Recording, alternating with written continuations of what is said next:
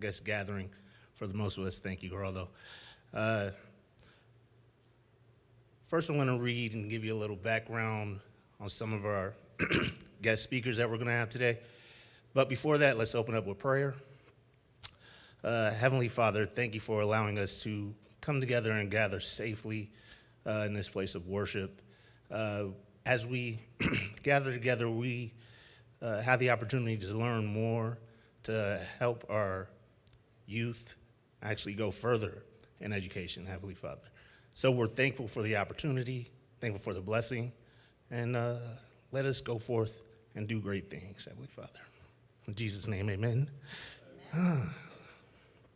Okay. Dr. Heather Knight, if I may ask what the J is for? Joy. I just wanted you to say that. Served for 8 years as the 21st president of Pacific Union College in beautiful Napa Valley, California, where she brought her great intelligence, experience, and energy to her role as CEO of the distinctive Seventh-day Adventist National Liberal Arts College.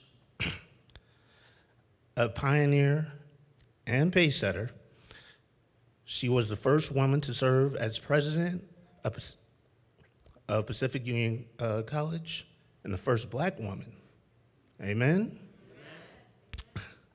to serve as president of an Adventist college or university in North America.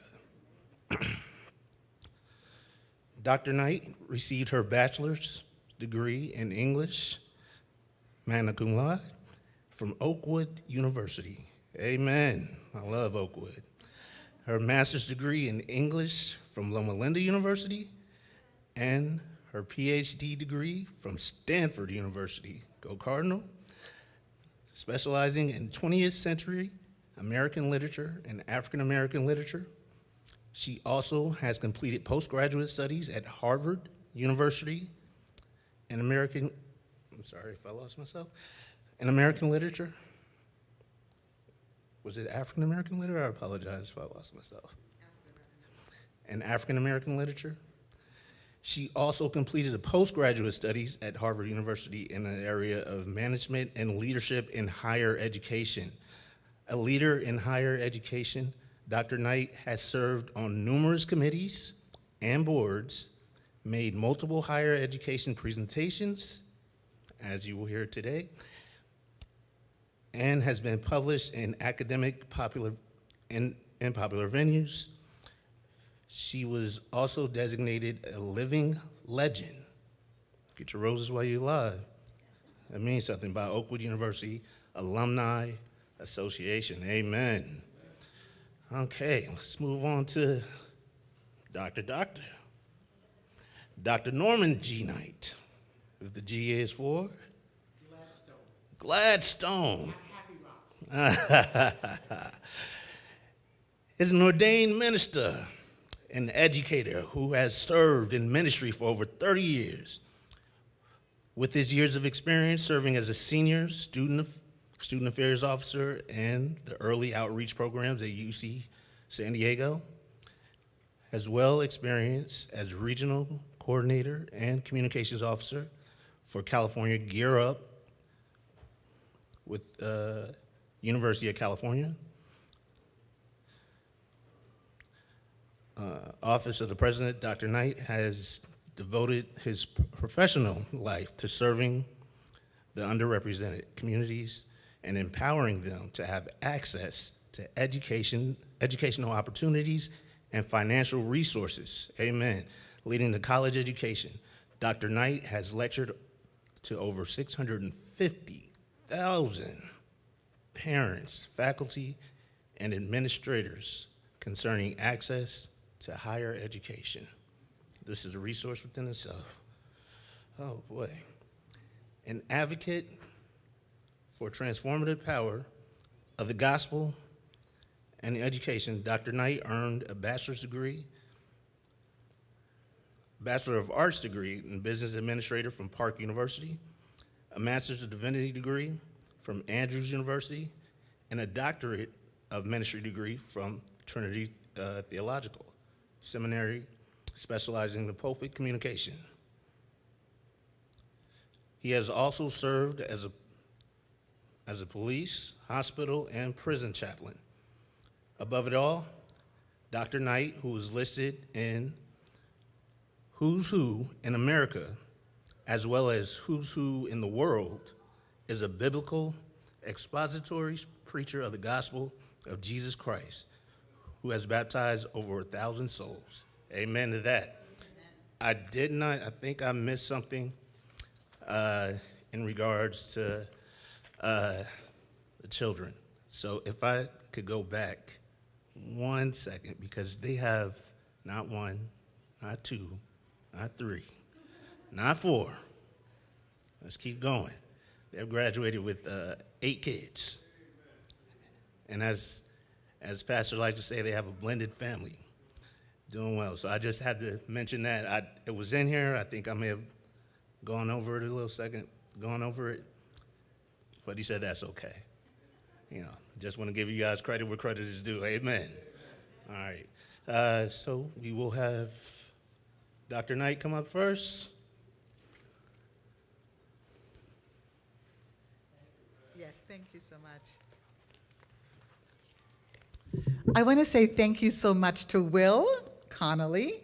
And Will Connolly, by the way, is the chairperson of our education committee here at the Valley Crossroads SDA Church. And so I'm also a member of the committee, along with Sister Lisa Graham. And as we thought about, the year is coming to an end, is there anything else the education committee should do this year? We thought, well, it's almost time for students to apply to college for next fall.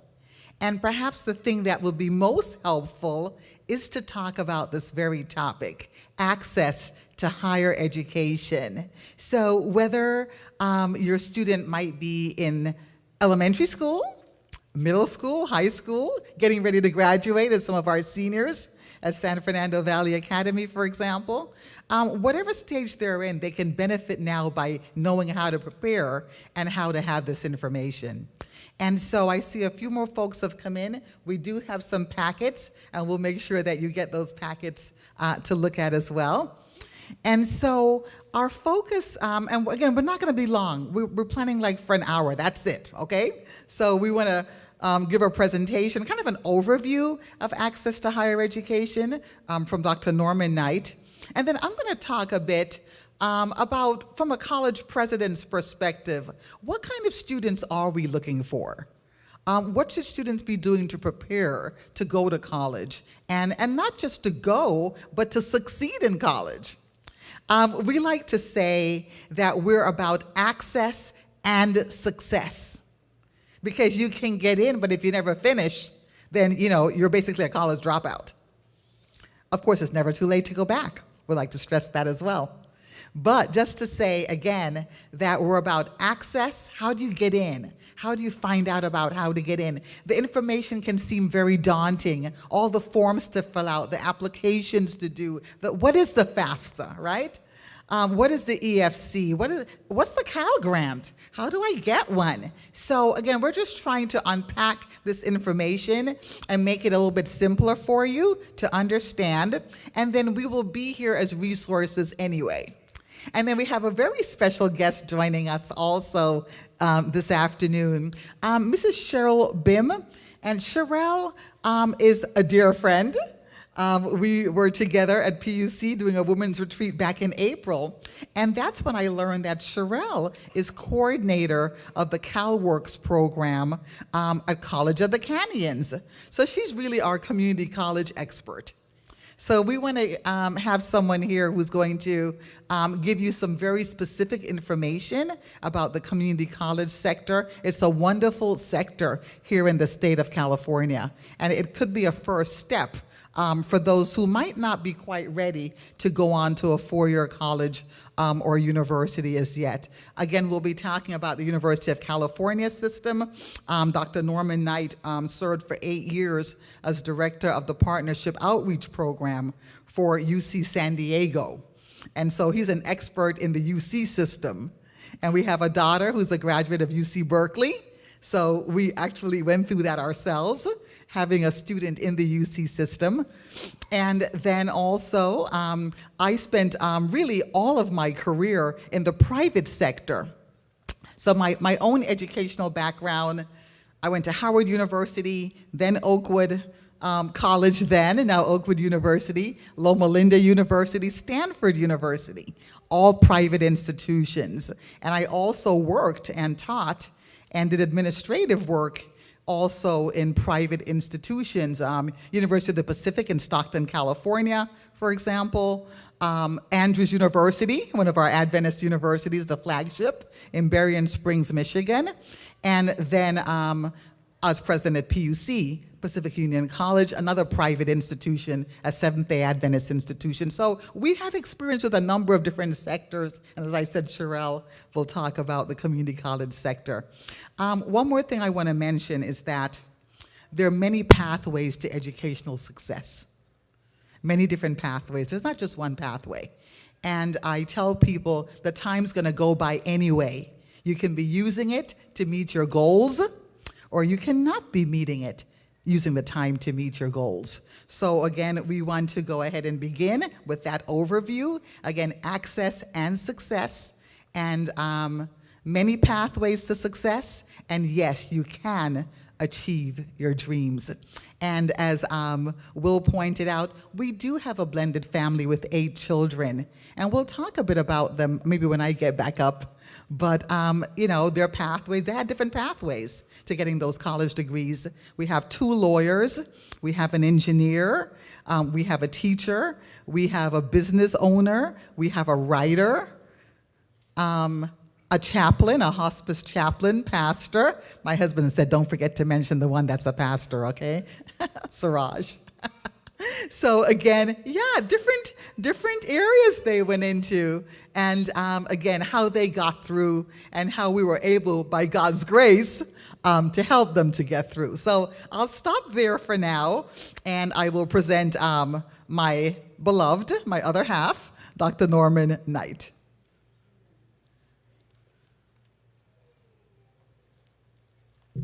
Thank you, thank you, thank you. I want to thank everyone.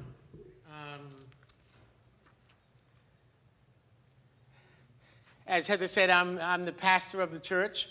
I've been pastoring for over 35 years. But before I became a pastor, I was an educator in the University of California school system. So let me start out this way. The state of California has a 3-tier system of public higher education. And if you can envision a pyramid, at the top of the pyramid, you have the University of California school system. There are 10 University of California campuses throughout California. UC San Diego, Irvine, Riverside, UCLA, Santa Barbara, the new Merced campus, Santa Cruz, Davis, Berkeley. The University of California, they draw from the top 12.5% of all graduating high school seniors. Now, this is the top academic 12.5%.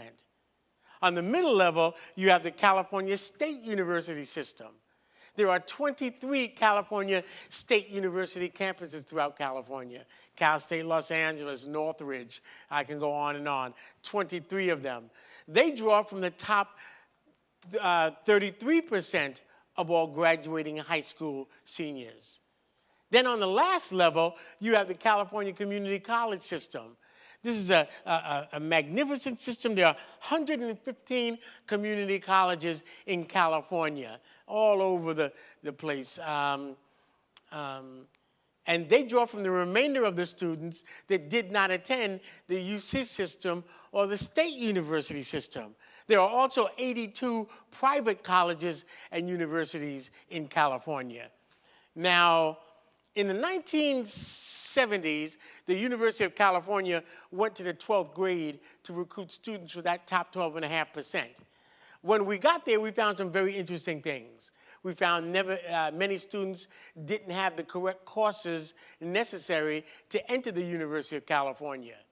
They may have had an A average and thought they were college bound, but they had taken general math and general science as opposed to taking algebra, geometry, chemistry, physics. Even though they had an A average, they would not be eligible to enter the University of California system. Secondly, we found students had the correct courses, but their grades were not high enough. We're talking about a B average and above for students to become UC eligible. Finally, we found students just weren't there in the 12th grade. They had dropped out in the 10th grade, 11th grade, early part of their 12th year. So in the 1970s, the University of California started a program called the Early Outreach Program, the Partnership Program, to talk to students and parents before they started their high school career, to let students know exactly what is going to be needed of them for students to become what we call UC eligible, or eligible for that top 12.5%.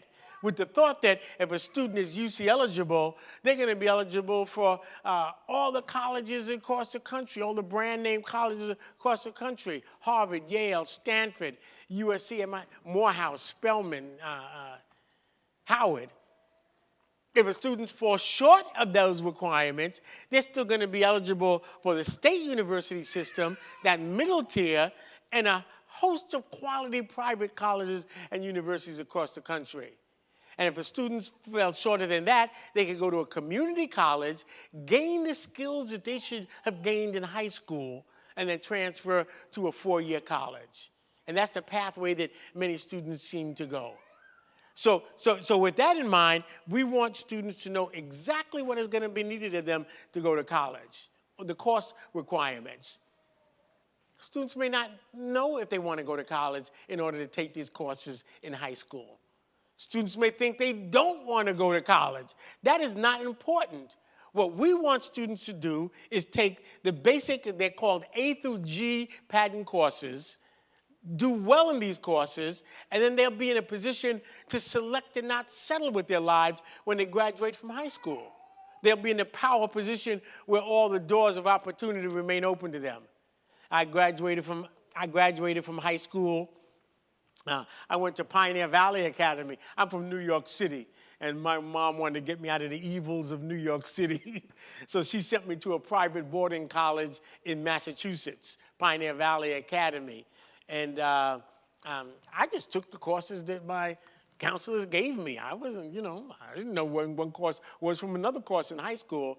But because I had the A through G pattern courses, because I had a B average, and this is in your packet right here, because I had a B average, because I had the A through G pattern courses, I was able to go to the college of my choice when I was ready to go.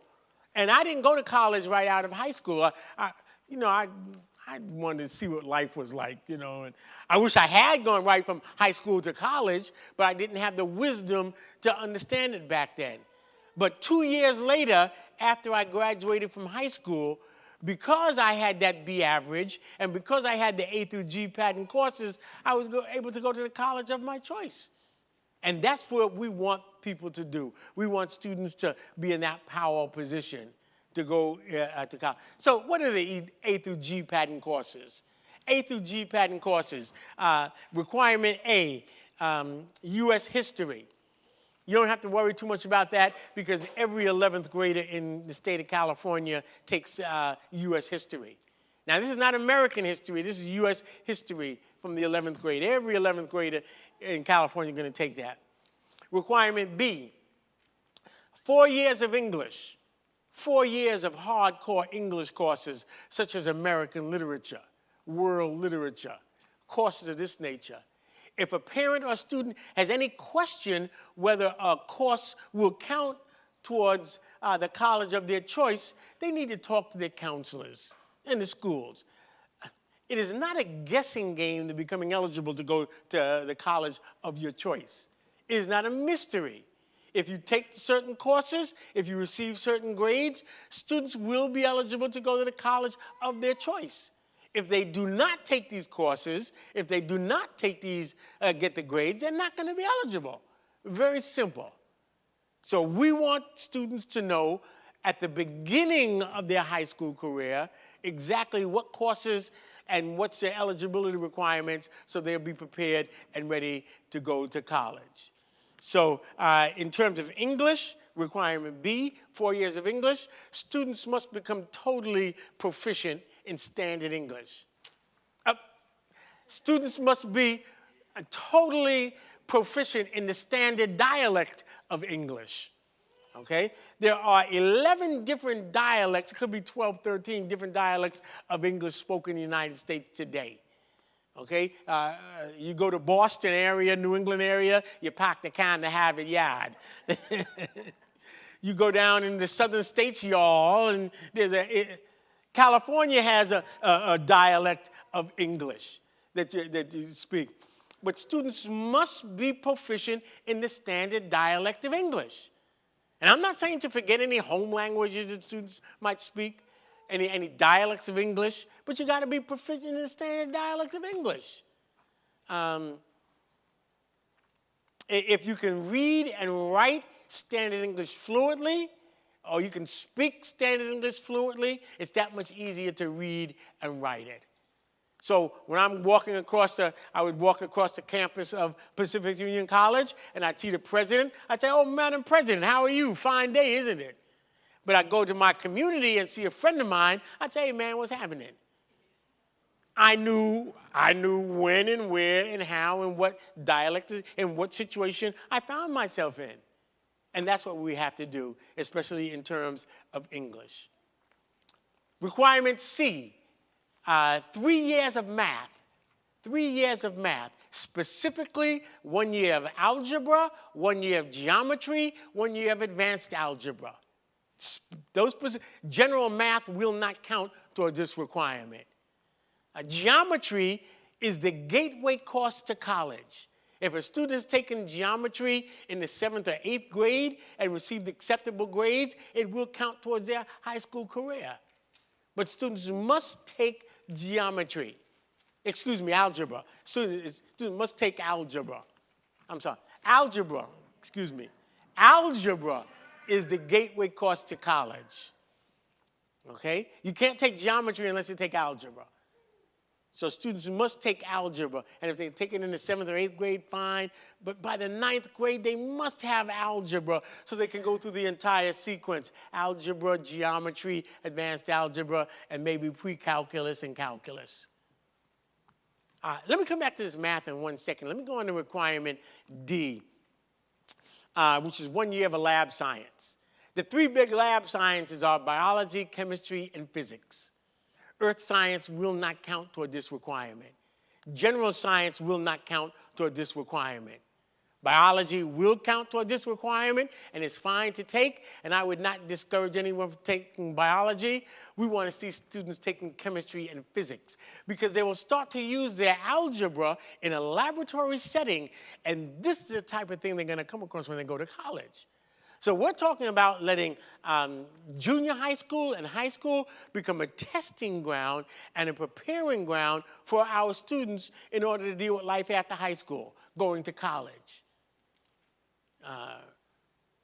If a student is having difficulty in a course area, they need to find some tutoring help for that course area. Let me tell you something. The University of California, UCLA did a study, and they found out that if students drop out of college for academic reasons, the main 2 areas they're going to have difficulty in will be the math field and or the science field, because the students did not prepare adequately for these fields when they were in high school.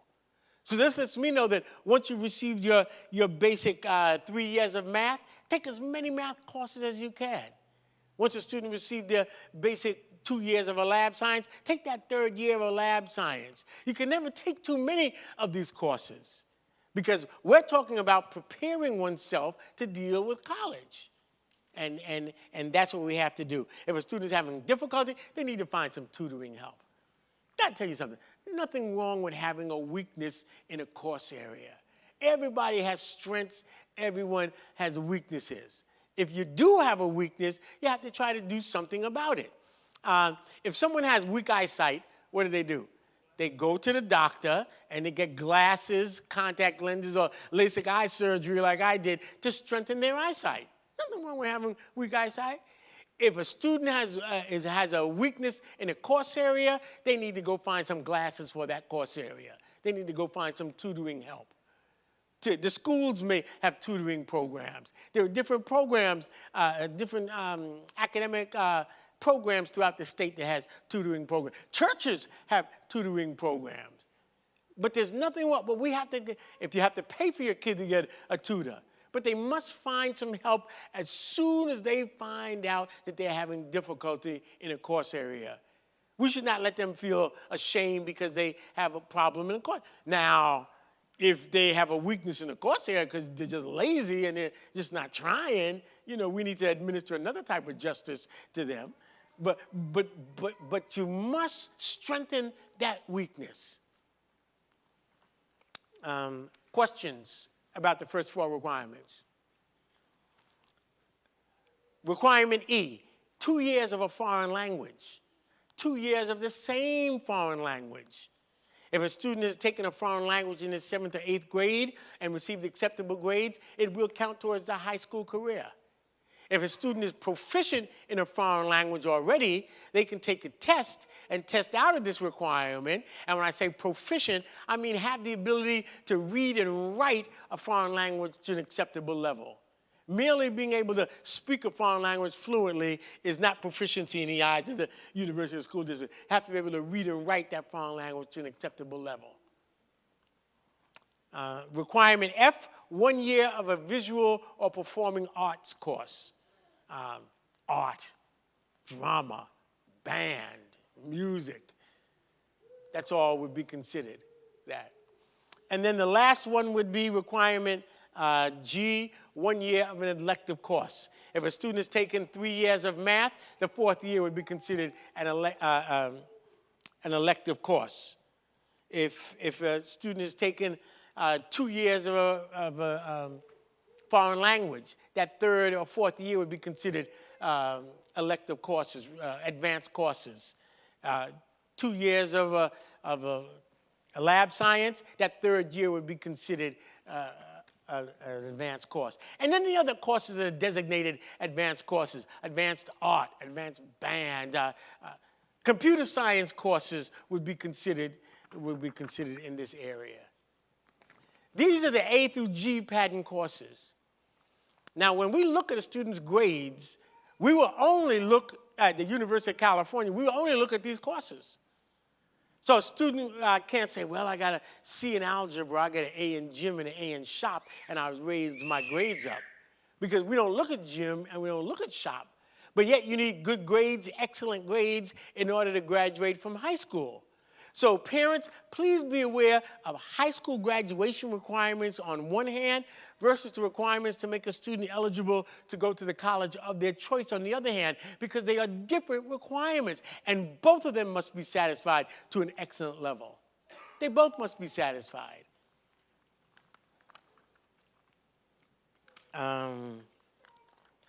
One of the things that we tell students in order to succeed in college, in high school, they must know how to manage their time.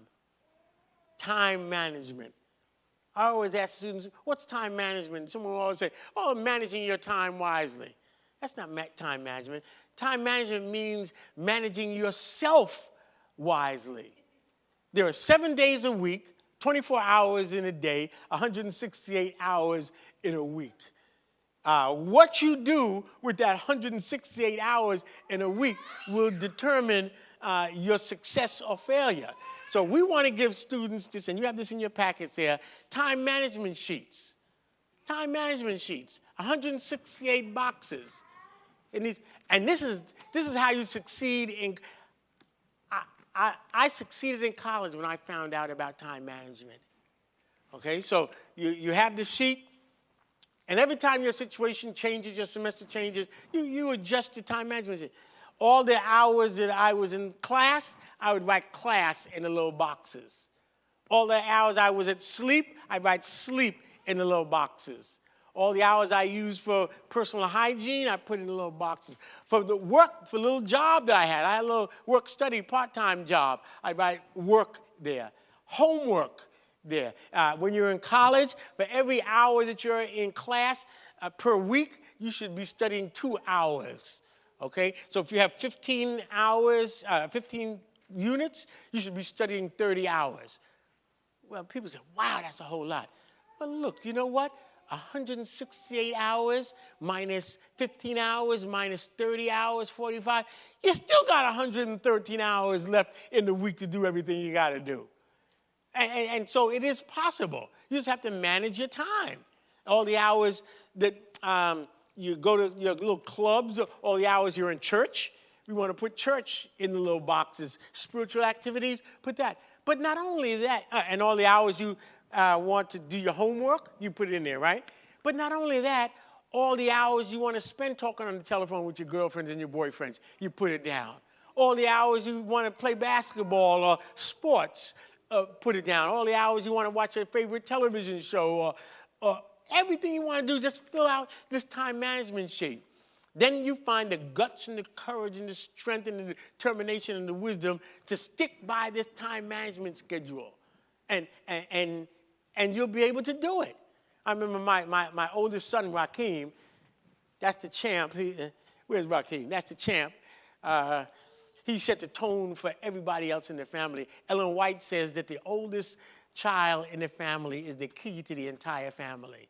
And Rakeem set the bar high, and everybody else in the family had to jump over that bar, and they did.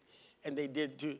And so Rakeem, he was, I'll never forget, he was with his friends, and they were, at that time, it was years ago, but they were making some rap tapes or some type of music tapes or something like that. You know, I don't know. And then he jumped up and said, hey, guys, got to go. I said, Rakeem, wait a second. We're right in the middle of this. What are you doing? He said, listen, I had my hanging out time and my rap tape time, whatever you want to call it. It's my study time. I got to go. And he was able to do everything. And he became a lawyer, passed the bar on the first try, you know, and set the bar for everyone else. So it is possible. Okay, I'm winding this up. Time management. As I said, I was at Frick Middle School. Frick Middle School in Oakland, California. And I was giving this presentation to a bunch of ninth graders. Well, one of them got really mad at me. This was the guy in, not Frick, in Lincoln High School in San Diego. And young man, he got really mad at me when I went over these coursework with him. He said, why are you telling me to take all these tough courses? Why should I be bothered to take all of these tough courses? My parents don't have the money to send me to go to college. They never, ever, ever, ever will have the money to send me to go to college. So why should I waste my time taking all these tough courses? I'm just going to take all the easy courses and hang out over by Dr. J's liquor store. That's what he said. In the United States today, no student should go without a higher education of their choice because they lack the funds. There's just too much money available in California to go to college, too much money. And I just want to just touch base with students and parents to let them know that they can go to the college of their choice. And money should not be a factor if they have the grades and they do all the grades.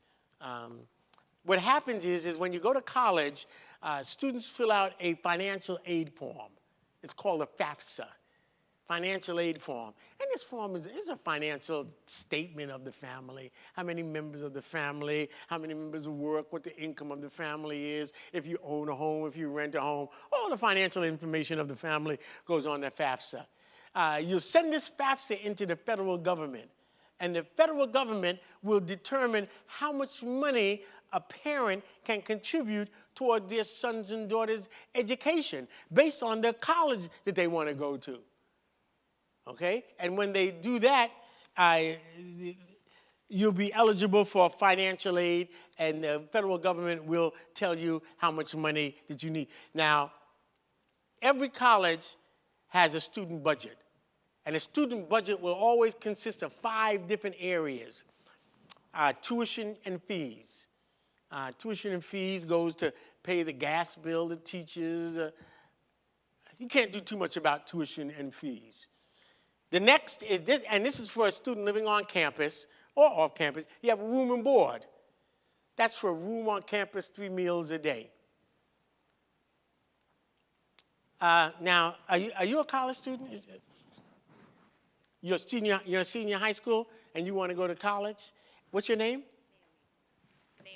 Naomi. Naomi wants to go to college, and she picks whatever college she determines she wants to go to. Naomi's college is going to have a student budget, and in there's going to be room and board, right? I choose not to go to college. I still have to eat food and sleep someplace, even though I'm not in college. So even though I'm not in college, I have this room and board expense. Somebody's going to have to pay for it. Either I'm going to have to work and pay for it, my parents are going to pay for it, the government's going to pay for it. If I'm in jail, the prison system's going to pay for it. Somebody's going to pay for this room and board expense. So I don't consider that an outstanding expense in order to go to college, because even though I am not in college, I still have that room and board expense. The third area, it would be books and supplies. Naomi goes to college. She has books and supplies in her student expense. Computers, paper, iPads, whatever it is. I choose not to go to college, Naomi. I still have that books and supplies expense. I have my iPads, I have my computers, I got my pens and pencils and iPhone. So even though I'm not in college, I have this books and supplies expense. The next area would be personal expenses. Naomi goes to college, she's going to have personal expenses in her student budget. I am not in college. I still have to buy deodorant and soap. I hope. I still have to wash my dirty clothes, even though I'm not in college. So even though I'm not in college, I have that expense. The last is transportation expense. Naomi's in college, her parents are going to get her a nice car. But she has her transportation expenses. Whether she has to have a car, a subway, a train, take a bus, a bicycle. She has to buy shoes for a feetmobile to run around. She's still going to have this transportation expense. So out of the 5 areas of a student budget, 4 of them I have, and I'm still not in college, and I'm not even in college. And I think when you look at the expenses to go to college, it really wrestles down that figure from those 5 to that 1 tuition and fees expense. And I think that's the positive way that we have to look at going to college. So what do you do when you go to college? Parents fill out their FAFSA, send it to the federal government. The federal government will determine how much money a parent can contribute to her son or daughter's education. And then you start looking for financial aid. Financial aid consists of 4 or 5 different areas. Let's talk about grants. You have state grants and federal grants. I got to tell you something. You have the federal grants, the BEO, not the BEOG, the Pell Grant now. It's called a Pell Grant now. And that's a really, really good amount of money. You can get thousands of dollars to go to college. In California, this is the state of California, we have a wonderful entitlement program called the Cal Grant program. And you have the copy. Yeah, you guys have copies of everything I'm talking about. Everything I'm talking about. The Cal Grant program. Wonderful, wonderful program. You can get $9,000, $10,000 if you go to the University of California school system. You can get thousands of dollars in order to go to private colleges, $9,000 plus to go to private colleges. You get about $5,000 to go to the state university system. You get at least $2,500 if you go to the community college system. Free money. Free money. You do not have to pay this back, yes? It's based on family income. They have Cal Grant A, given to students with a 3.1 grade point average and above, and middle income families. It's the formula there. California Grant B, given to students from a low income background. It's probably a C average or somewhere in there, going to community college, the Cal State system. You have California Grant C, if a student wants to go to a vocational or technical school, there's money available for that, free money. The thing about the Cal Grant, never miss a deadline. Even any scholarship, you never want to miss a deadline. Any grant program. For the Cal Grant program, it will always be the first weekend in March is the deadline for submitting the application for the Cal Grant. You might be the most qualified person for a grant, but if you miss the deadline, you'll be eliminated from consideration. Okay? Then you have scholarships. Scholarships are, I have a page right here. Thousands of dollars in your hand for scholarships. You go on the website. Any scholarship, look at the entire website. Any scholarship that you're interested in or you're eligible for, you apply for. Okay, so when I went to college, I waited, as I said, a couple of years. I decided I wanted to go to college. I want to find a small college in the Midwest, not too much going on where I can get in trouble, I can get in and get out. I graduated in 3 years. I went in and got out in 3 years. But I figured, okay, let me see what this is like. Looked on the website. All this, I was a B average student coming out of high school, so all the scholarships for B students I sent away for. I was a business administration major, so all the scholarships for B business administration majors I sent away for. African American, all the scholarships for B business administration majors, African American. New York City, all the scholarships for African American B business administration majors out of New York City. All the scholarships for anything that you apply for, anything that you, my parents, my mom and dad belonged, my dad was a union member and he was a former veteran. So all the scholarships for union members whose parent was a veteran or B business administration majors out of New York City. Protestant, Seventh-day Adventists or Protestant B business administration majors out of New York City. And I sat down and I got all of them and back then it was laborious because there were no computers back in those days, okay? There were what they call typewriters back then. And I had to fill out all these applications, so I would fill out an application. I'd write a form letter. My name is Norman Knight. I am interested in receiving your scholarship. Enclosed to my credentials, would you please consider me? And I sent out around 35, 40 applications. Out of the 35, 40 applications I sent out, I received 3 scholarships my first year in college. Scholarships, free money. You don't have to pay it back. But because I took the initiative to apply for it, I was able to get 3 scholarships that I never would have received if I did not take the time to fill out those 3 scholarships. Application. So you got to send them out in enough time. Many scholarships have no income requirements. Many scholarships have no income requirements. Okay? Many scholarships have no grade requirements, scholastic requirements. And that just blew me away. There was one scholarship that one of my sons got. I remember it clearly. It's for a African-American student living in the Bay Area whose parent belonged to a union.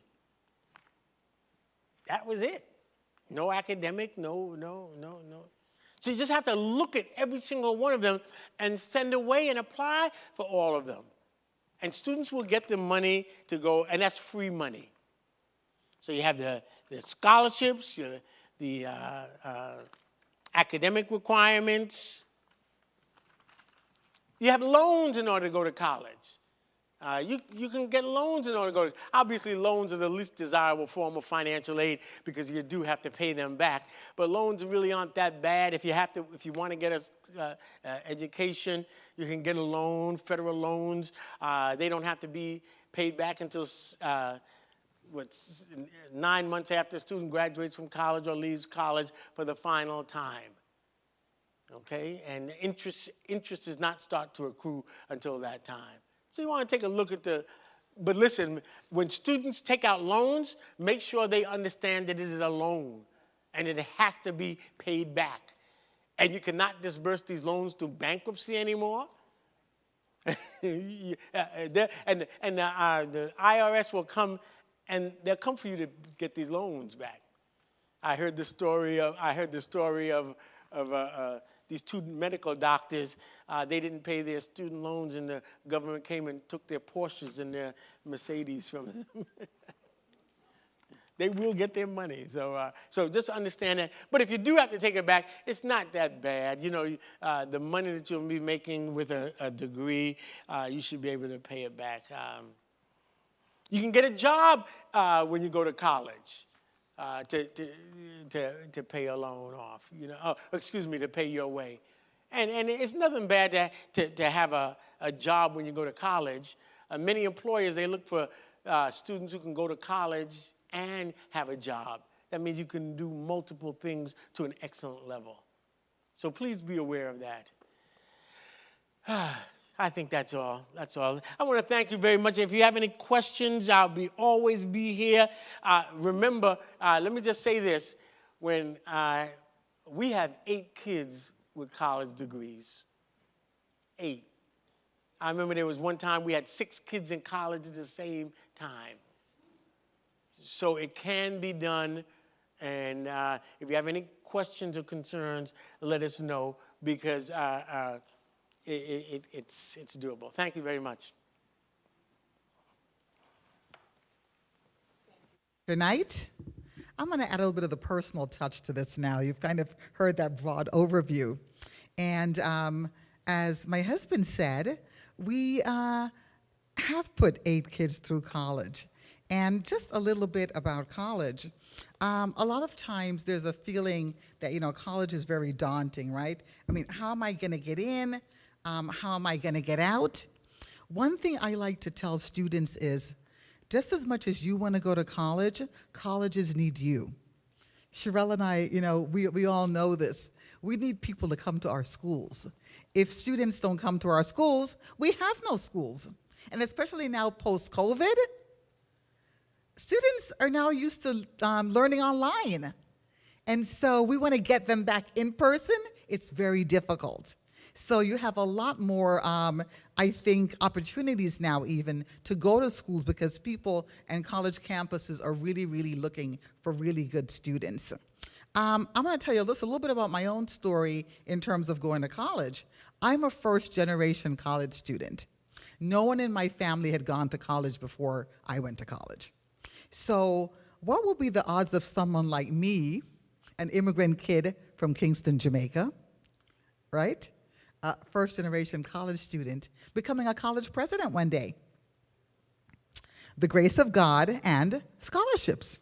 So I think it's really, really important, as my husband was saying, to keep the best GPA that you can, because a lot of these scholarships that you're going to be eligible for are based on GPAs. Now, in your packet,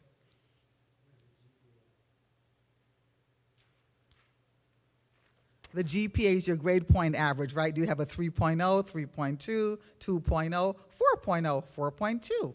You can even have a very high GPA. But in your packet also, right, is this other page with lists of different kinds of scholarships, right? So there are many different kinds of scholarships that you can be eligible for, and you can go on these websites and look for, you know, again, we mentioned the Cal Grants in particular, because that's really, really great free money in the state of California. You have also the DREAM Act. You have Cash for College, and probably, Sherelle, you'll talk more about some of these as well. I also want to mention, though, that now you've got scholarships for foster kids. Before, that's been extended now. also African American scholarships, UNCF. And this is kind of my segue. So when I was in high school, I was in New York City also in high school, and when it was time to go to college, I didn't even know what college to apply to. Because again, my parents hadn't gone to college. I just didn't have that knowledge base, okay, in my own experience. And so I applied to 2 colleges only. I applied to the local community college because it was in my neighborhood, so I knew about it, Sherelle. And I applied to Howard University because my brother's girlfriend's sister was at Howard. That's how it was. Well, luckily for me, again, I keep saying by the grace of God, I got a full national competitive scholarship to Howard University. And that happened because I had a high GPA, again, grade point average. I had taken those right courses in high school. I had gotten really good grades. And so Howard offered me a full tuition scholarship to go to Howard. Now, back in those days, they also had the BEOG, which was another government grant. And so I got the government grant, the BEOG, my scholarship, and I didn't pay anything to go to Howard University. In fact, I had money to buy books and money just for spending money. That's how it was, okay? So it was a wonderful time there. I was there for 2 years, but then I wanted a more spiritual experience. So then I transferred to Oakwood. And Oakwood was like heaven on earth when I got there. It was just like, wow, here's a place where all the kids are Adventists, and I didn't have to do different things on the Sabbath because, of course, we were observing the Sabbath. And it was just a really, really good experience for me personally. I didn't get as much financial aid there as I had gotten that full scholarship at Howard, but my parents helped to pay my tuition at that point. Then, as I was leaving Oakwood, I got a full scholarship offer to Loma Linda University. That, again, was based on my grades. Again, so I'm just giving you to say, students and parents, keep those grades up. Because there are many different kinds of scholarships, athletic scholarships, all different kinds. But again, if you have a good GPA, it's really going to help you.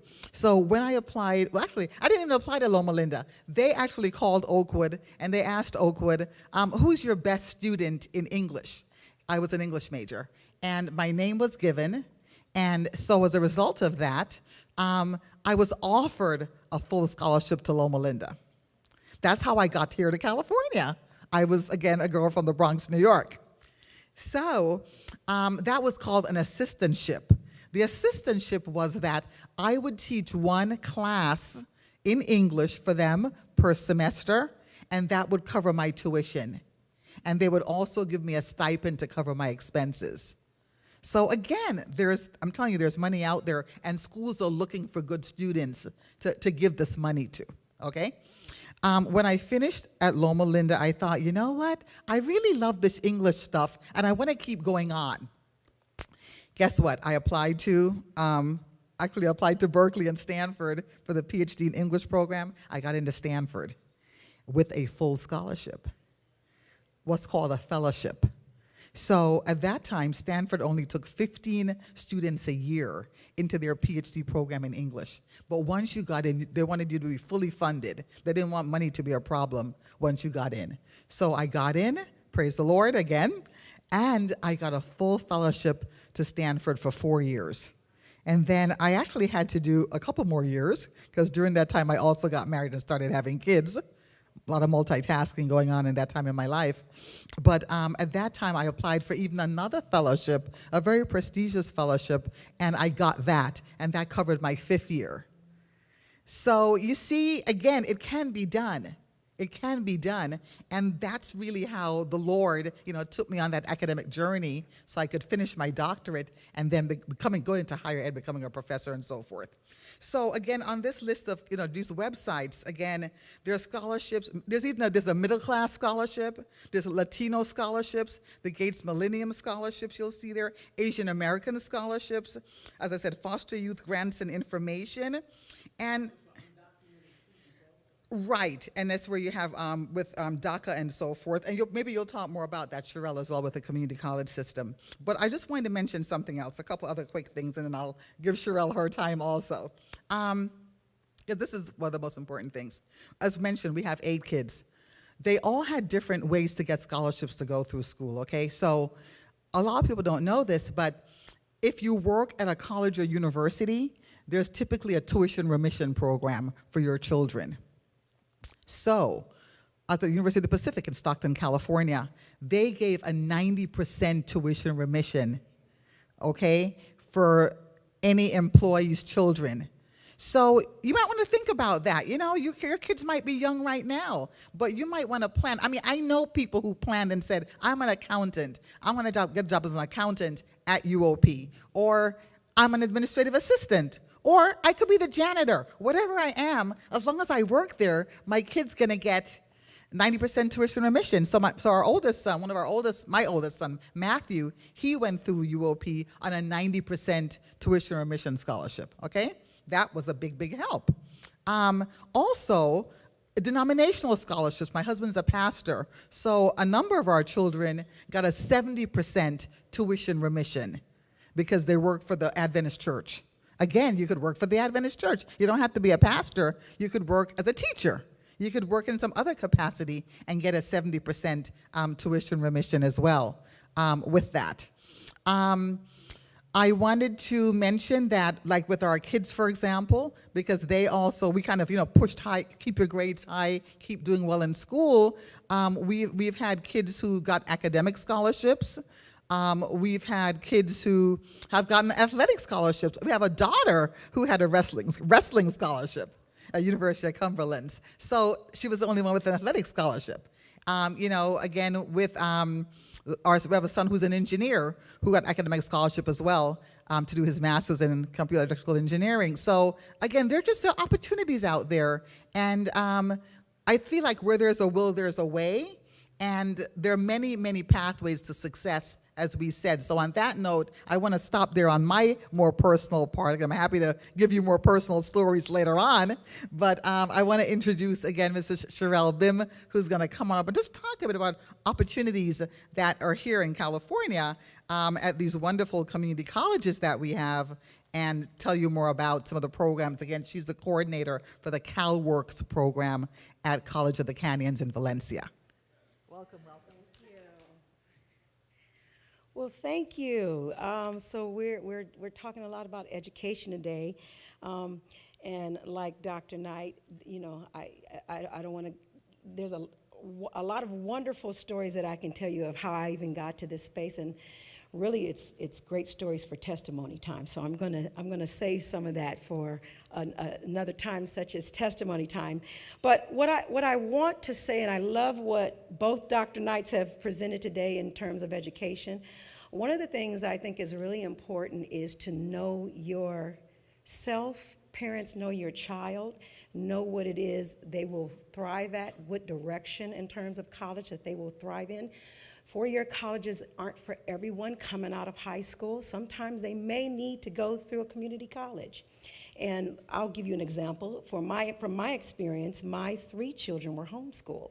I homeschooled the 3 of them.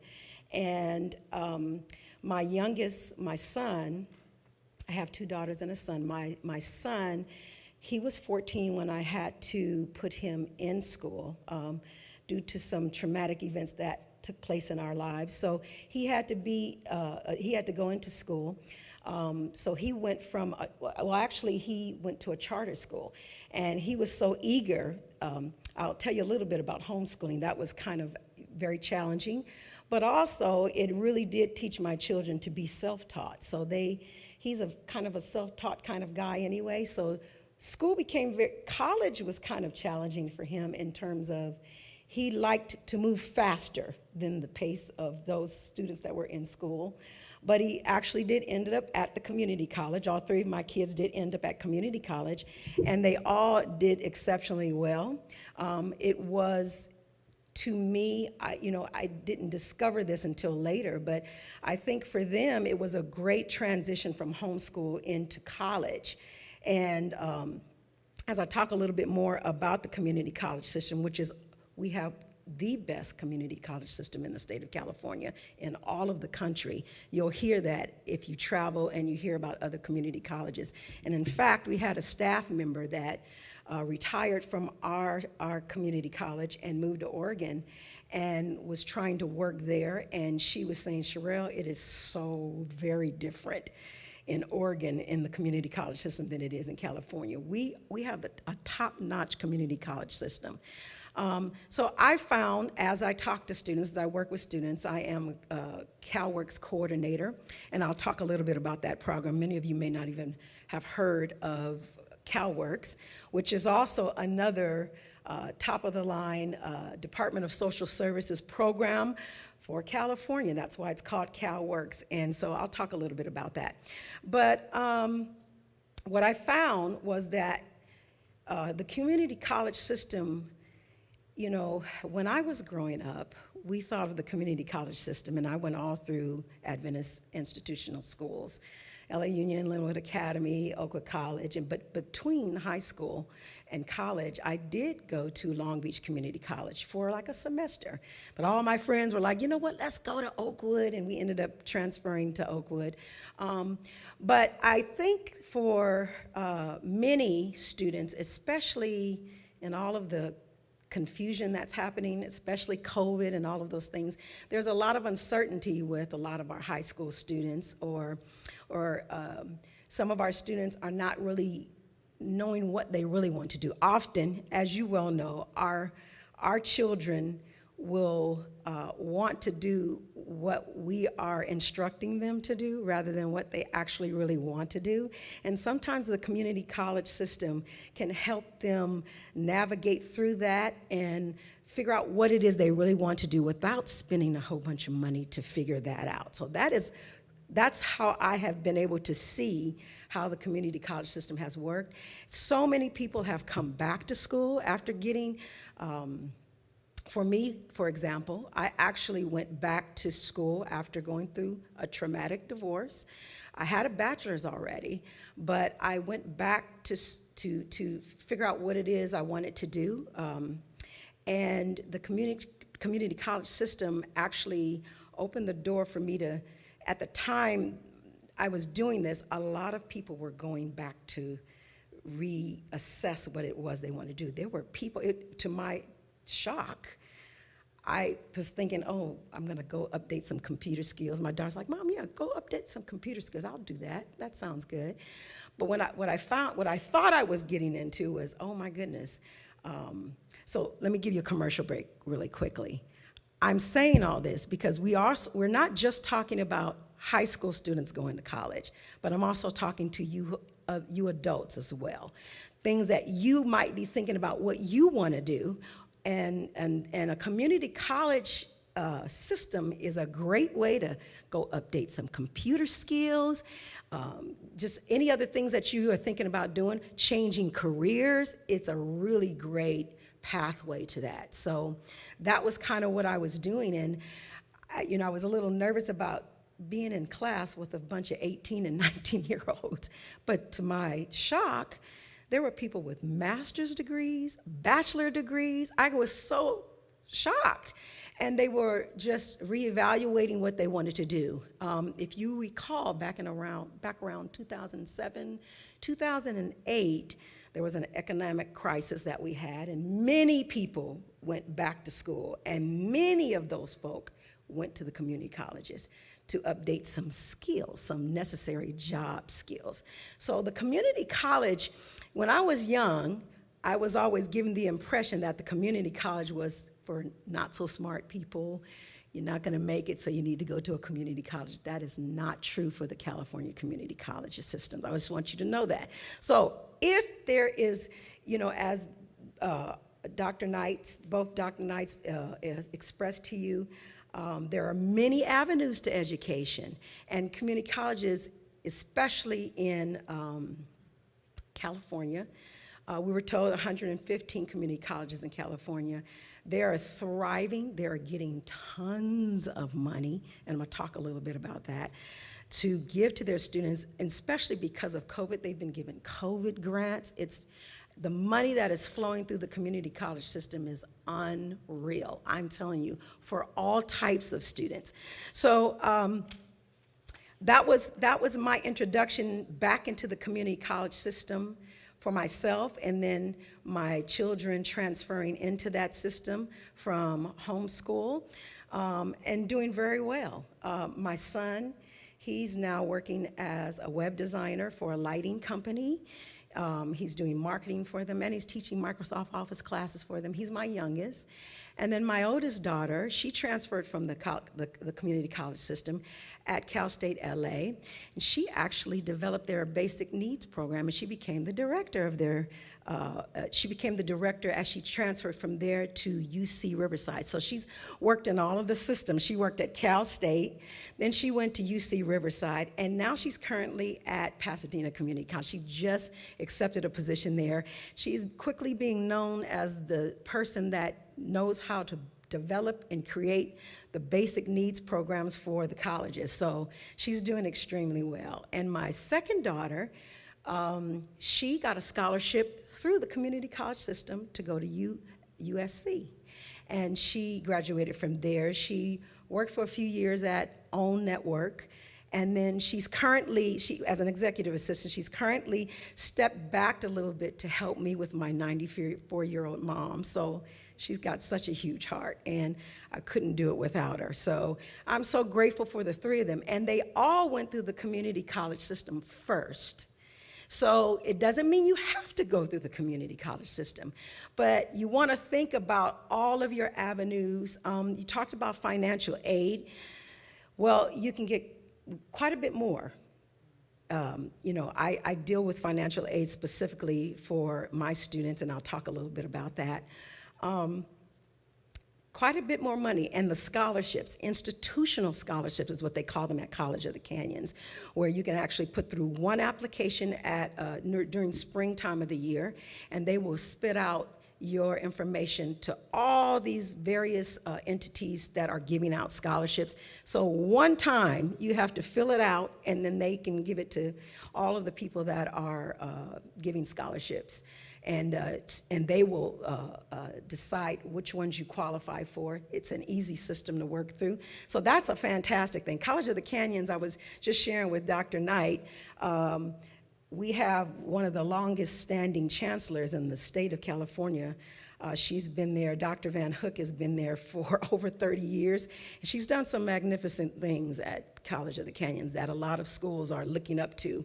And so she's making sure, consistently making sure that the students are getting what they need. I like also that you mentioned about the loans and grants and all of those wonderful things. I just want to say that while it's on my mind.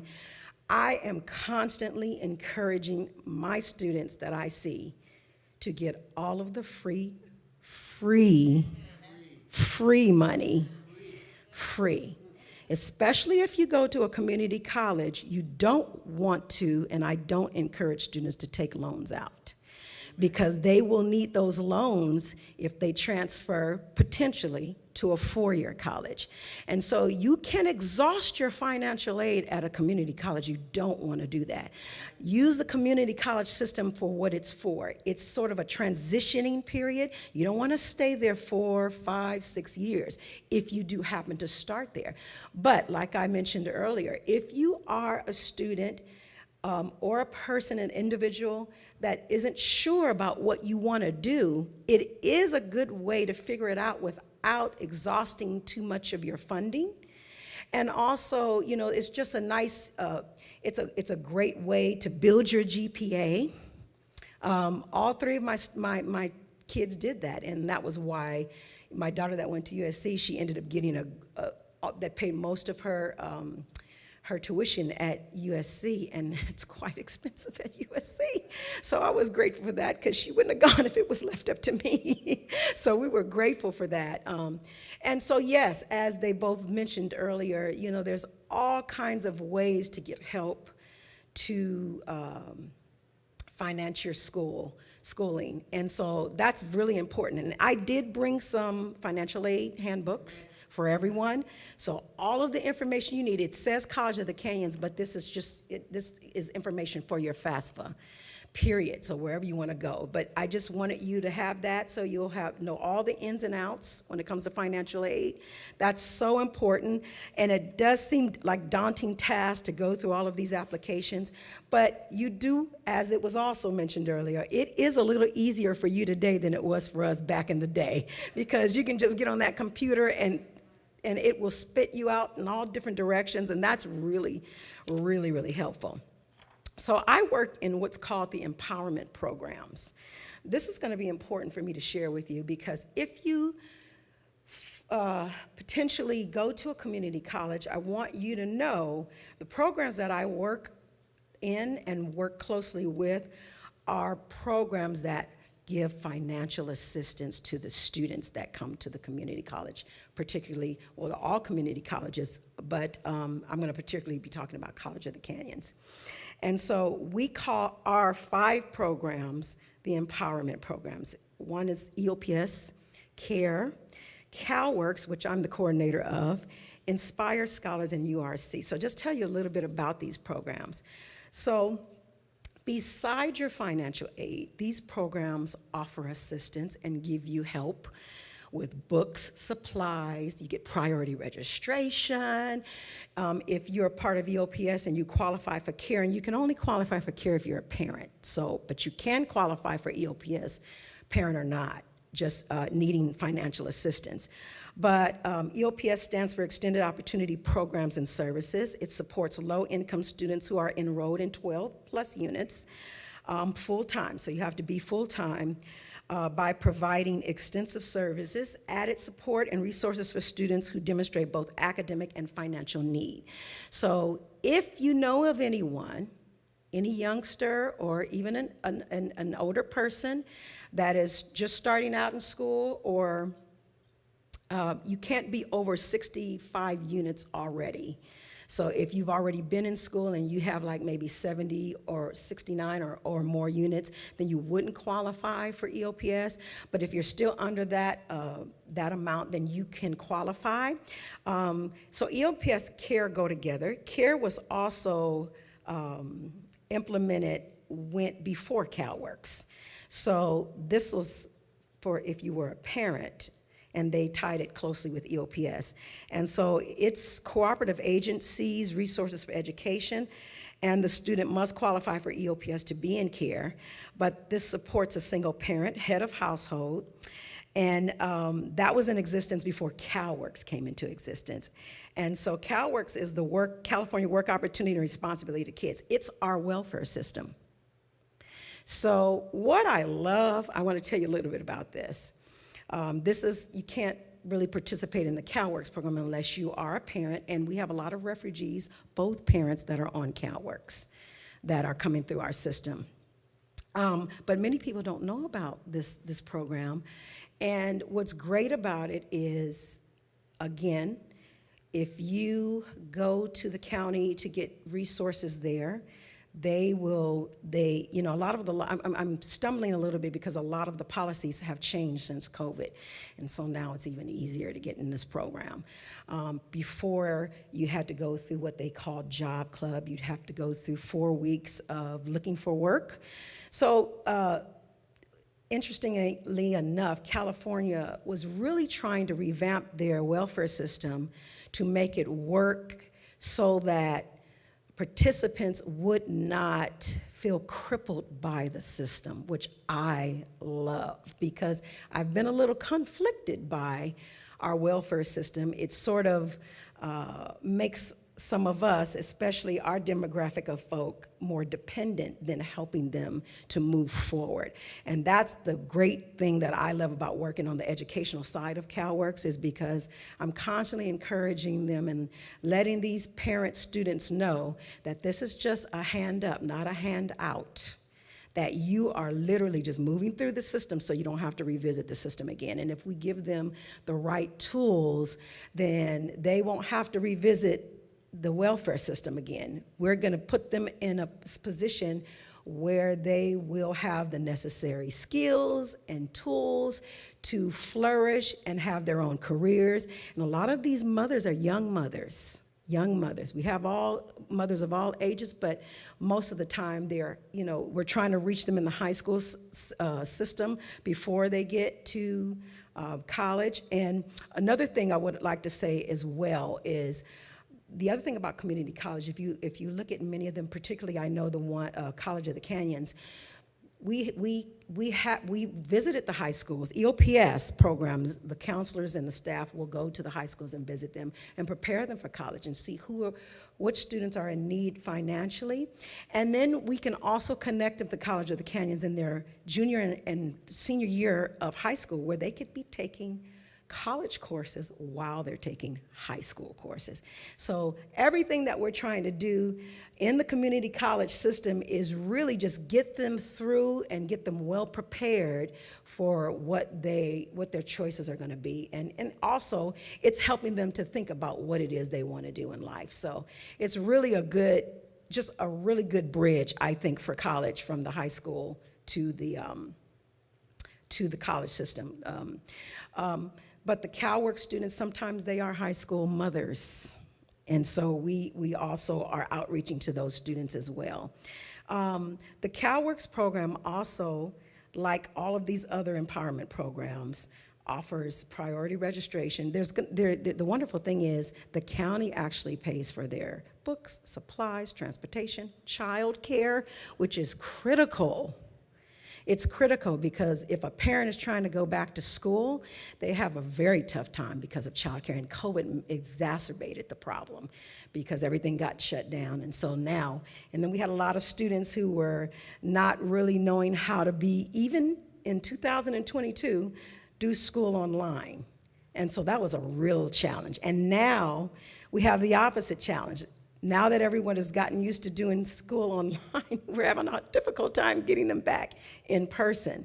But the option is there. Hybrid classes, online in person, full online, full in person. You have all kinds of options to be in school and really complete work. And also at our community college and at several others, we have a university center where you not only have to do or can do your associate's degree, but you can complete a bachelor's degree and master's degree, and even doctorate. And now we are told, even in Calworks, they don't know who's, I'm sure it's coming out of the taxpayers' pocket, but they are making it, they made it. Prior to COVID, it was only available that they could complete a bachelor's degree. But if you're still struggling, they will let you go all the way to a doctorate degree on Calworks. So that is real big news for everyone. And so, yes, they're trying their best to make it so that they can succeed. As you well know, a degree doesn't necessarily mean you'll get a job. But what we want you to do is have all of the tools that you can possibly get so your chances are way up here for what it is you want to do. So that's really important. And then another program, Inspire Scholars, it used to be called RISE, but that's for our foster youth. You talked a little bit about foster youth. And so the Inspired students are promoting independence and resilience in education. It promotes retention in higher education to students who are currently former foster youth. And I think it's the age is if you're under 21, I believe. But I did bring flyers, so you all can take flyers with you. And there's this code here that you can scan.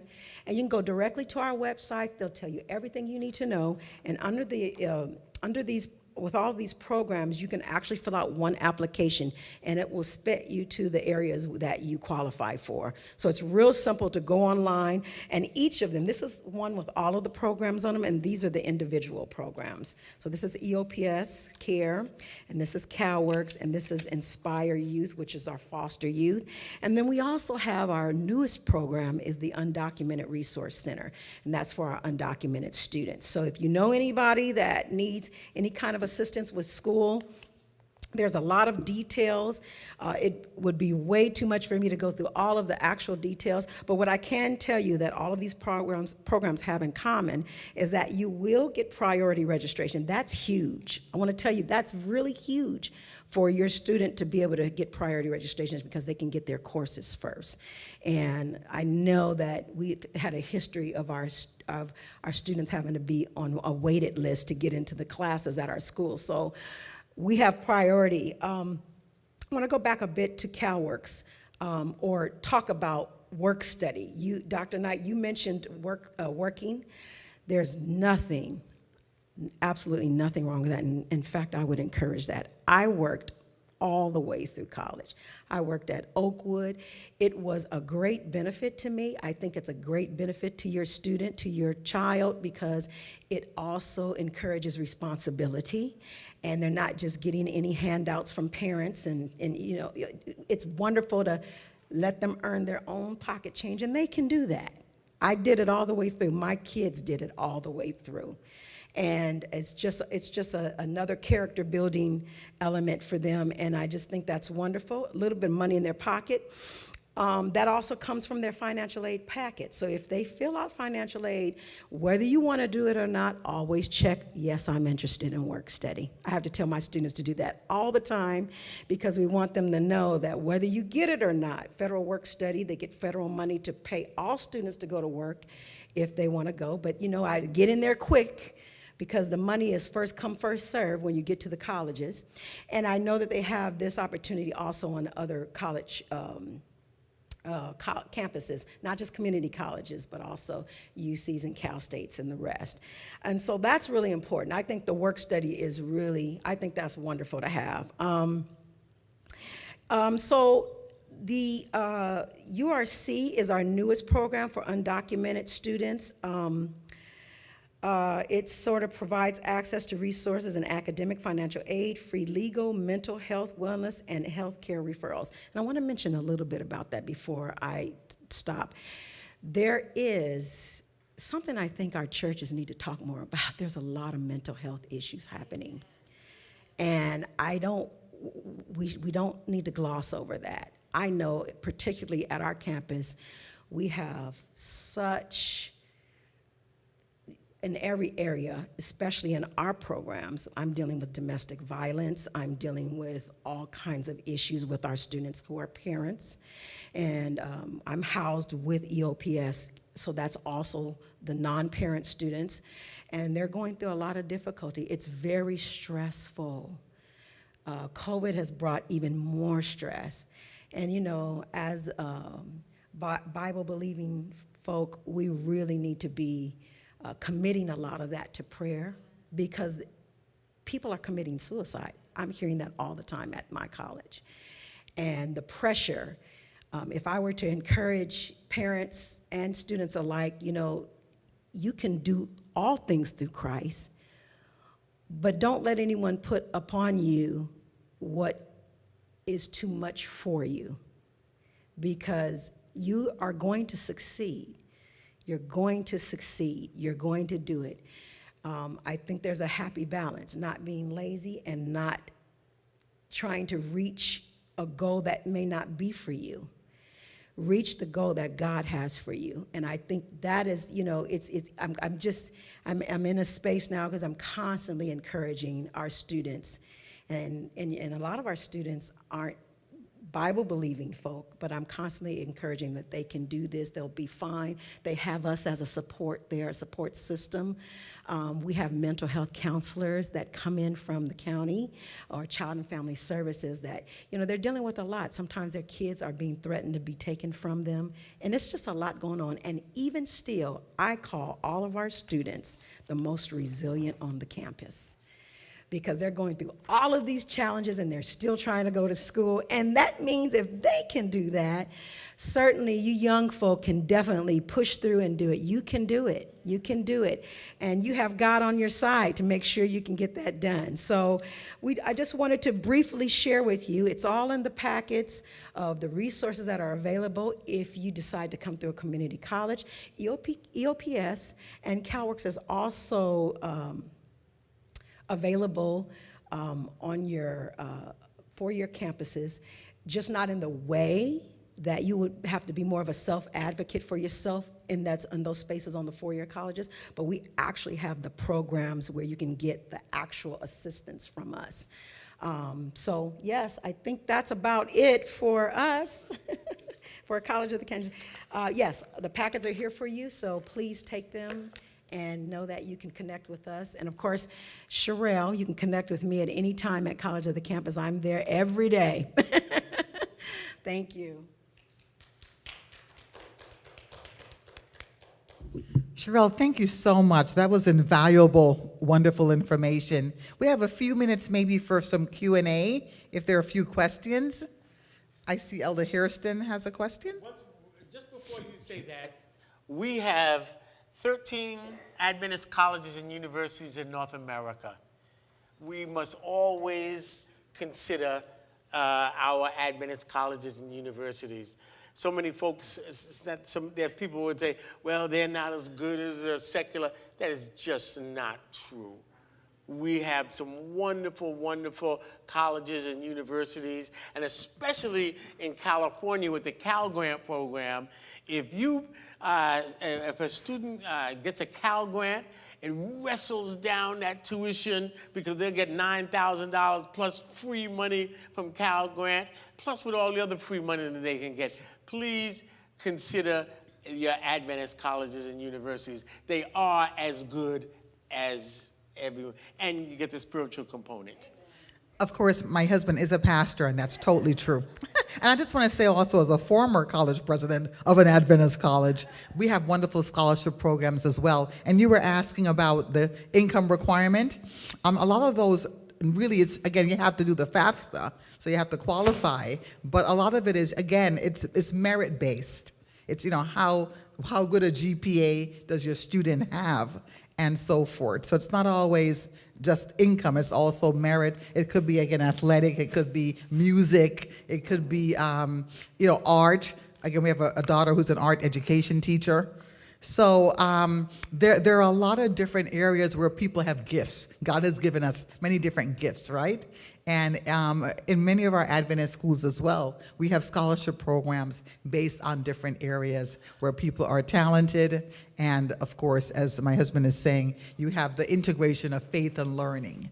So you have all of that going on. Not only that, our nursing program at Pacific Union College, for example, in a 5-year period, 3 of those years, our nursing students, and we had a lot of nursing students, it was the most students we had in any department, 100% passage rate on the board. On the nursing board. Boards, yeah.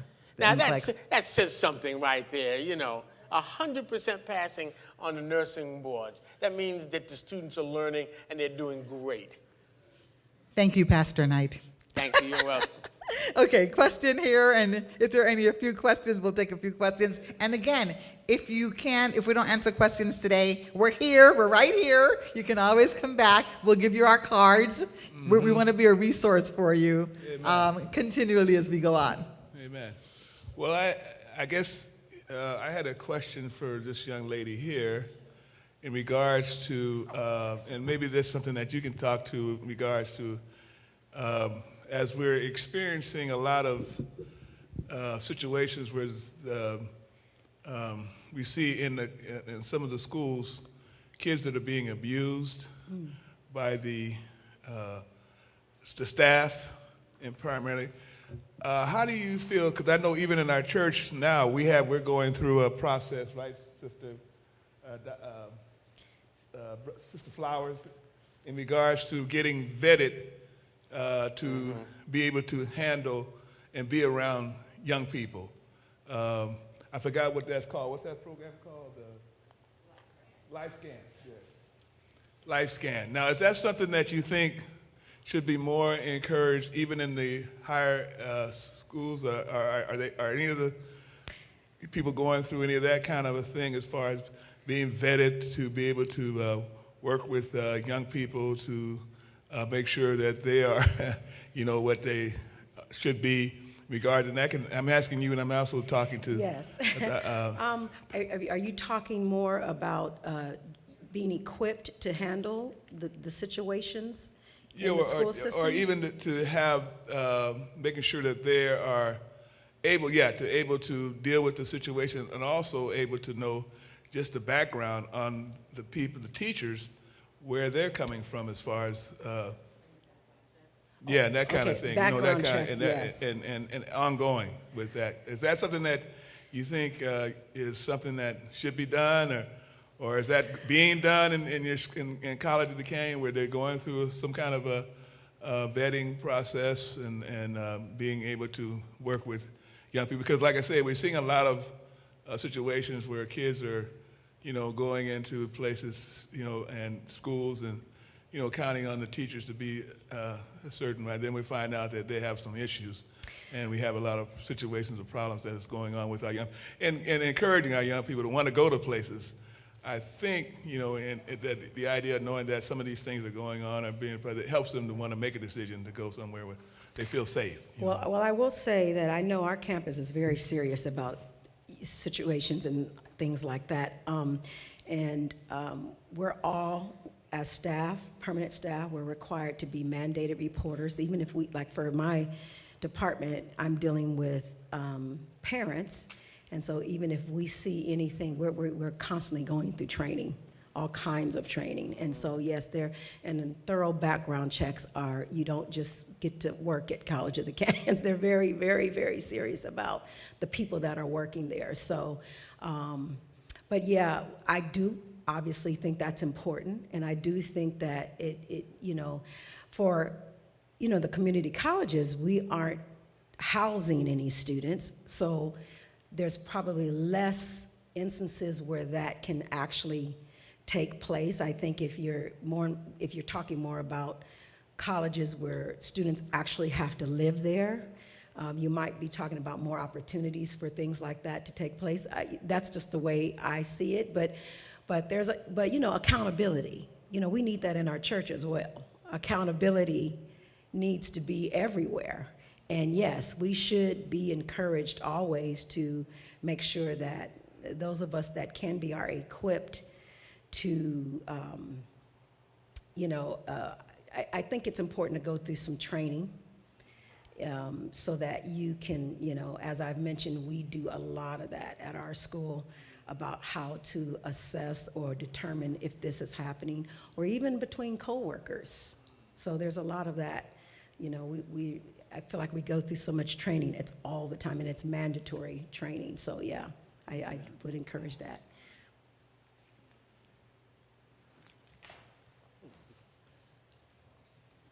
I want to thank everyone. I was going to say if there are any other questions. That's a very specific one, yes.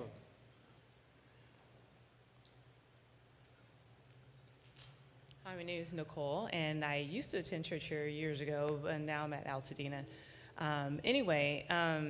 My daughter, like I mentioned earlier, is a senior in high school at Glendale Adventist Academy, and Naomi. she will be going into her freshman year as a minor. She'll be 17. So I was wondering, once she goes into her second, third, and fourth years, assuming that she's going to progress, when it comes to filling out FAFSA or some of the other forms, does the government consider her as an adult then and not under, if they do not, she's like shaking her head. If they're, under my income, so she can apply for things independent based on whatever her income is, especially if she's working at that point, maybe, during her freshman year in college and then in the summer and stuff like that. Do you know if that changes at all? Oh. Please. I think they're under your care until around 26. I think that they would have to use your income until they're. I thought 26 was for health insurance, but not for. Insurance, but it's also for financial aid. Okay. I may be having but it's in their 20s. I may not say 26, but it's definitely in their 20s. I'm certain about that. That they would have to. Not 21, if I'm not mistaken, where they can use your income. Or they can get some sort of a note. I know in my situation, my daughters were able to, didn't have one parent,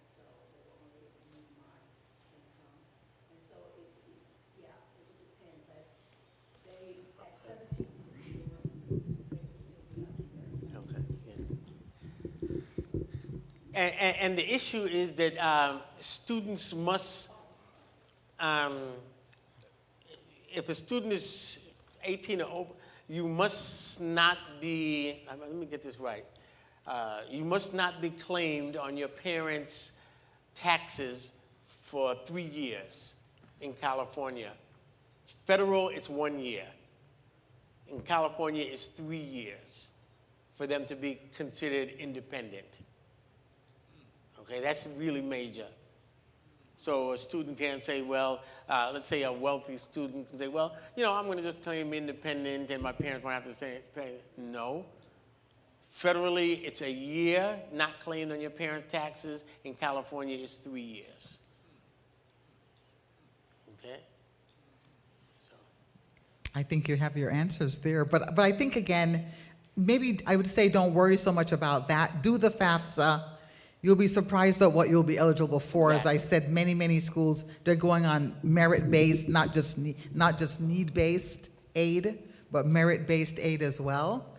And the thing is, you don't know what your package is going to look like. So do your FAFSA, apply for all the aid you can, as you're hearing here, and see what the school of your choice comes back with. And if you're applying, I suggest applying to several schools, okay, of your choice, and then seeing who has the best financial aid package for you. And if that's the critical issue, then you make your choice based on that. But, you know, we've been seeing so much, again, as you're saying, so much more money out there. I mean, I remember there were days when you couldn't get a full scholarship for medical school, for example. Well, just a couple years ago, I got a call from my old church in New York. One of the young ladies from that church was coming to Loma Linda on a full scholarship for medical school. And I was asked to, of course, look out for her, you know. So, again, full scholarships. One of our sons went to USC Law School, full scholarship.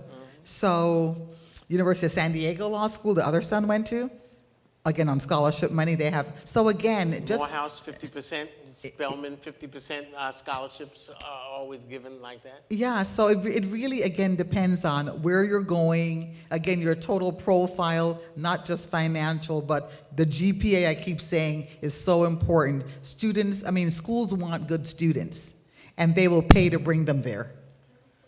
Yes, Please. sure. I just want to say this quickly. I love that she said that too. It's so important to keep your grades up, even receiving financial aid, because you can lose it. If your grades keep going below what you can actually lose your financial aid. So you want to be very, you know, we've had a lot of students that have come through and we've had to do financial aid appeals, and those don't always go through. So just remember that all of this money is as a result of you keeping up your grades. Just wanted to let them know. This is probably our last question. I know some of you have been here from the very beginning, Great. and we thank you for coming. Just a quick question about if someone could elaborate on SATs and ACTs. Is that just California? I know they're not as accepting anymore, right? Well, no. Or that's what I'm hearing. There's still a number of schools now are saying you don't need the ACT or SAT. I still suggest taking them. In fact, the school that I'm working with, I told all the seniors, I'm actually the academic dean for a school in Florida still, and I'm teaching one dual enrollment course in English, composition. That's the kind of course, again, where you earn high school credit and college credit at the same time, okay?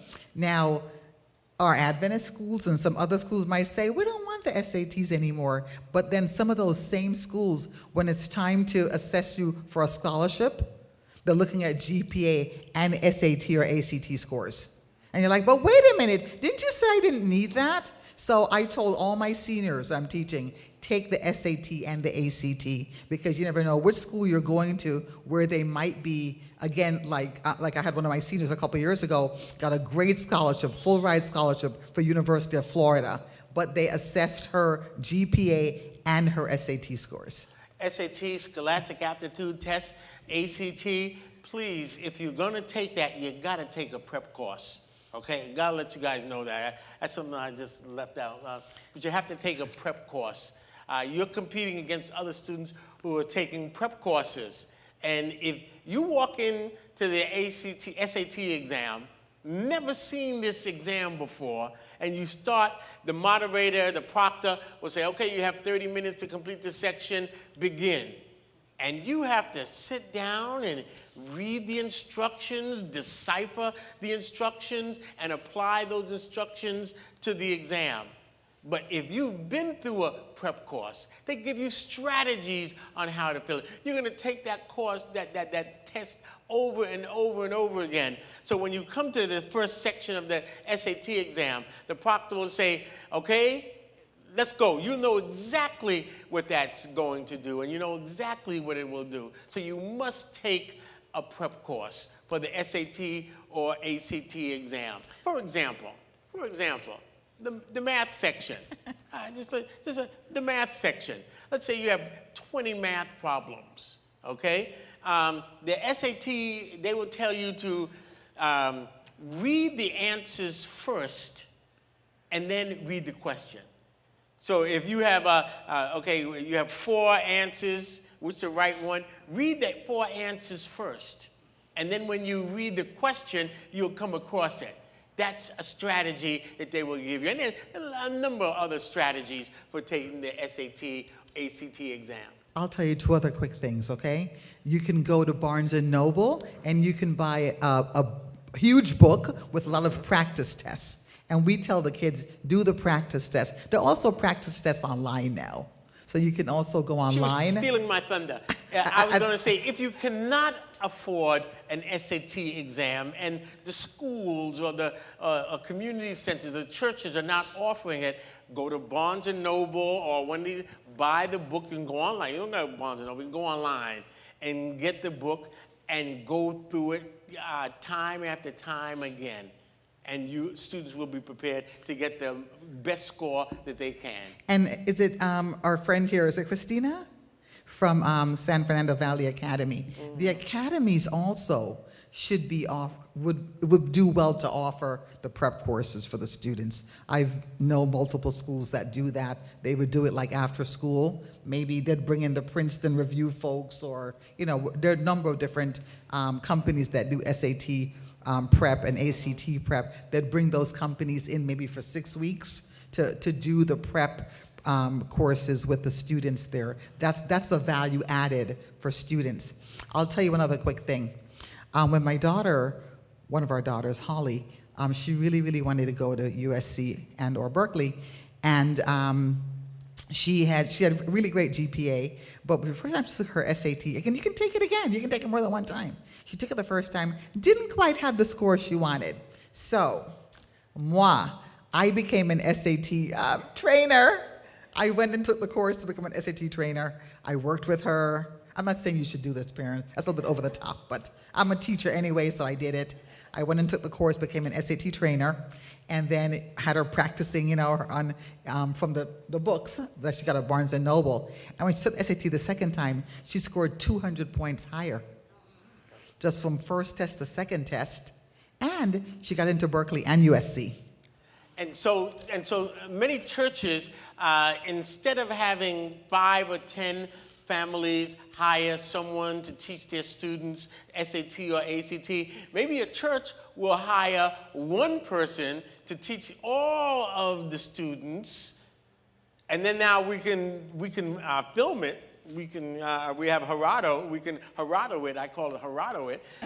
We Gerardo this, by the way. So if someone wants to see it again, they can. You can take it and show it anytime to all of our students, and they will get the benefit of it. Well, again, thank you all for coming. I know it's a Saturday afternoon. Thanks to the Education Committee for asking us to do this workshop. Thanks to our very special guest, Mrs. Sherelle Bihm, for coming and telling us more about College of the Canyons with their wonderful empowerment programs as well, and the community college being a great bridge for students who aren't quite ready for four-year colleges or universities. And we'll be here to answer any questions or concerns you have. Right, come on up. If you didn't want to ask something out loud, you can come on up, and we have our cards. We're happy to share as well. And we're happy to take our show on the road. If you have a school, you have a church where you'd like us to come, we'll be happy to come and give some version, okay, of this access to higher education presentation. Thanks again for coming. I was at San Fernando Academy. I was to 2 or 3 classes giving these presentations, so we go anywhere, anytime. Thank you. Closing prayer, maybe? Yes, go on. Closing prayer. Yeah, please. Okay, let's have our closing prayer. Let's bow our heads, please.